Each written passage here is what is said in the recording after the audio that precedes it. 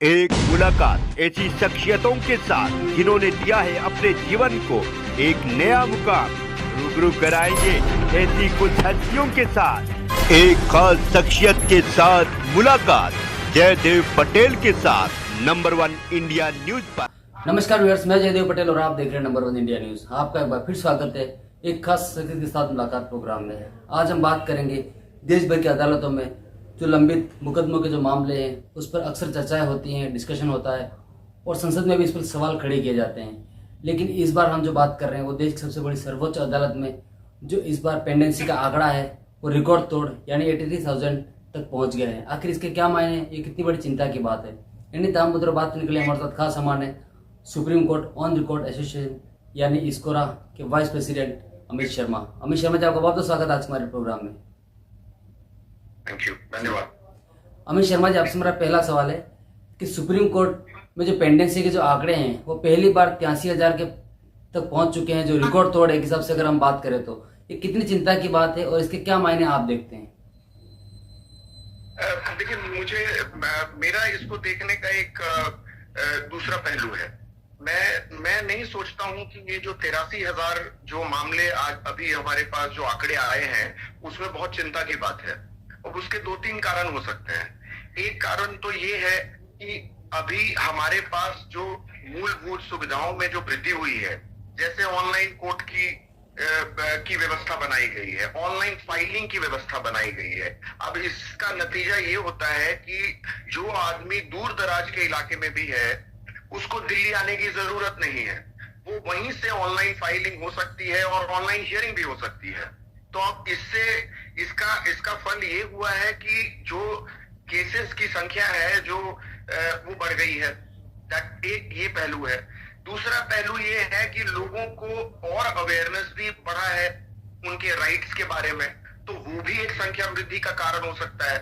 तीसरा एक कारण ये भी हो सकता है कि लोगों के पास सुप्रीम कोर्ट जो है वो इतनी नजदीक तक लोगों के पहुंच चुका है कि लोगों के लिए बहुत आसान है जब उनके राइट्स का कुछ हनन होता है या उनका कोई नुकसान होता है जिसके पहले वो नहीं आ पाते थे सुप्रीम कोर्ट, बट आज वो सुप्रीम कोर्ट बहुत आसानी से पहुंच सकते हैं।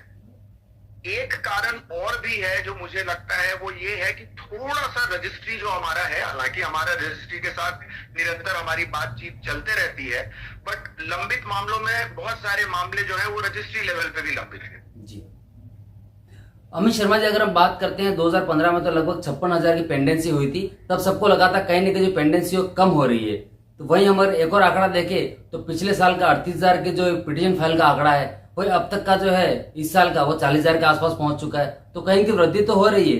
तो इसके पीछे क्या आपको लगता है कि जो एक टेक्नोलॉजी की जो सुविधा जो दी गई है सरकारों की तरफ से, या इसको थोड़ा सा जो इजी गोइंग जो किया गया है ई फाइलिंग की तरफ से, ये भी एक प्रमुख कारण है? देखिए, मैं इसको दूसरे तरह से देखता हूँ। टेक्नोलॉजी आने से ये आंकड़ा अभी इतना है। अगर हमें ये देखना होगा कि अगर ये टेक्नोलॉजी या ये मूलभूत जो सुविधाएं अभी आज के डेट में हमारे पास उपलब्ध है, अगर वो नहीं रहता तो आंकड़े कहां जाते जी। तो मेरा तात्पर्य कहने का ये है कि इस टेक्नोलॉजी की वजह से हमारे आंकड़े कम हुए, नहीं तो ये आंकड़े शायद उससे ज्यादा होते। और हमें ये जरूर देखना चाहिए कि हमारी जनसंख्या भी बढ़ रही है जी। और जब मैं जनसंख्या की बात करता हूं तो ये एक तरह का साइकिल है। जो 5 साल पहले 13 साल के थे वो आज 18 साल के हैं। तो अब वो इंडिपेंडेंट अगर उनका किसी तरह का उनके राइट्स की अनदेखी होती है या उनका किसी तरह का उनको क्षति पहुंचती है तो वो अब डायरेक्टली कोर्ट आ सकते हैं जी। तो हमें वो जनसंख्या भी हमें नजर में रखनी चाहिए जी। अमित शर्मा जी, अगर हम बात करते हैं तो सुप्रीम कोर्ट के कुछ भी फैसले होते हैं, एडमिनिस्ट्रेटिव की तरफ से हो या फिर एडमिनिस्ट्रेशन को लेकर के हो, सीजीआई की तरफ से हो, सुप्रीम कोर्ट की तरफ से हो, उसमें कहीं ना कहीं स्कोरा का रोल एक अहम होता है सारे फैसलों के अंदर। तो क्या स्कोरा ने भी कभी को सजेशन दिया है पेंडेंसी किस तरीके से कम की जा सके इसको लेकर के? जी बिल्कुल, हमारा जो है वो रजिस्ट्री के साथ निरंतर ये जो प्रक्रिया है ये चलते रहती है। ये कोई एक दिन की प्रक्रिया नहीं है। हमें जब भी ये महसूस होता है कि ये सुझाव देने से चाहे वो फाइलिंग के बारे में हो या लिस्टिंग के बारे में हो या हियरिंग के बारे में हो। इससे अगर पेंडेंसी कम होती है, इससे जो केसेस हैं, मुकदमे हैं, वो जल्दी लगे। तो हमारा ये जो है निरंतर चलता रहता है और हम रजिस्ट्री के साथ जो उनके अफसर हैं उनके साथ बैठ के हमारी मीटिंग भी होती है और यहाँ तक कि हम कुछ हद तक जो मामले हैं जिसमें कमिटी बनी होती है उसमें माननीय न्यायाधीश लोग भी पार्टिसिपेट करते हैं, उन्हें भी हम सजेशन देते हैं। जी अमित शर्मा जी, आपसे मेरा एक आखिरी सवाल है कि पहले जब एक आम इंसान की बात करते तो उनकी जो सोच थी वो ये था कि निचली अदालत तक जाएंगे, फिर हाई कोर्ट जाएंगे, फिर सुप्रीम कोर्ट जाएंगे। लेकिन आज की कॉन्टेक्स्ट में अगर हम बात करते हैं तो जितने वीवीआईपीज हों या फिर कॉमन मैन भी हो तो डायरेक्ट सुप्रीम कोर्ट जाने की जो कोशिश करते हैं, पिटिशन फाइल हो या फिर और तरह तरह की चीजों के माध्यम से, तो क्या ये भी एक प्रमुख कारण है केसेस के बढ़ने का? नहीं, देखिए इसमें ऐसा है कि अब अगर हम अपने संविधान को देखते हैं तो उसमें सुप्रीम कोर्ट आप किन किन मौकों पे डायरेक्टली जा सकते हैं। एक है कि आप किसी हाई कोर्ट के फैसले से आप संतुष्ट नहीं हैं तो आप फिर सुप्रीम कोर्ट जाते हैं, उस फैसले को चुनौती देते हैं। बट ऐसे भी प्रावधान है हमारे संविधान में जब हम सुप्रीम कोर्ट का दरवाजा सीधा खटखटा सकते हैं। अब उदाहरण के तौर पे अगर आपके किसी फंडामेंटल राइट का हनन होता है तो आप सुप्रीम कोर्ट में डायरेक्टली जा सकते हैं और हमने ये विगत वर्षों में देखा है।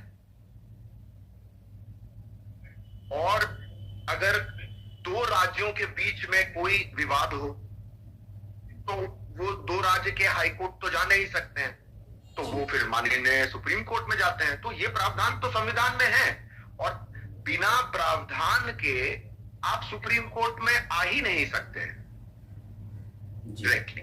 जी तो अमित शर्मा जी, मतलब आपका ये कहना कहीं ना कहीं कि पहले जो लोगों में जो जागरूकता नहीं थी और अब जो जागरूकता जो आई है, तो कहीं ना कहीं ये एक प्रमुख वजह है कि पेंडेंसी जी बढ़ रही है सुप्रीम कोर्ट में। जो